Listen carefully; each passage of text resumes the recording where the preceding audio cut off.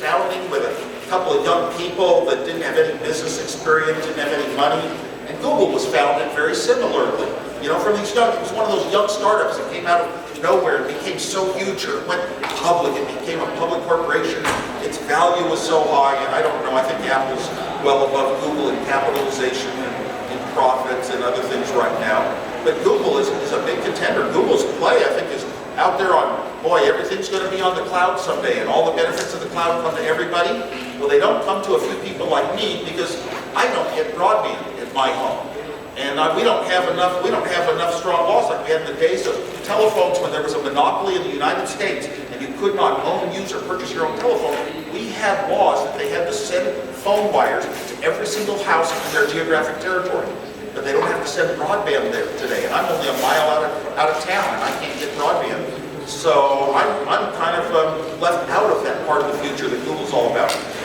Who do I think is going to be a winner of sorts? I don't ever think of it that way. Google's doing a lot of great things. Apple's doing a lot of great things. As far as Android versus iPhone, I wish Android weren't here. I don't think it adds better phones to the party. Android, though, is very needed. In the United States, we have a very problematic carrier, AT&T, that everyone complains about drop calls, including me if you live in San Francisco, New York, Los Angeles, and certain other very populous places.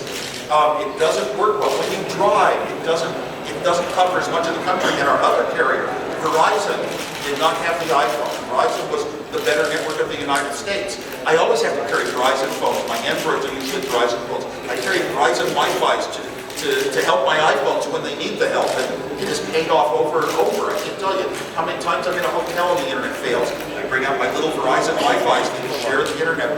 So Verizon's going to have the iPhone soon, thank God. But for a long time, we left that hole open for the Android to come in and have huge amounts of sales in the United States. And that was really their kickoff. I think it was a mistake of Apple's that let them in. I'm sort of sorry to hear. I mean, I have Android and I like things about the Android. There are some things I use it for because I can speak commands into it that aren't the commands my iPhone understands and I like to speak. Wes.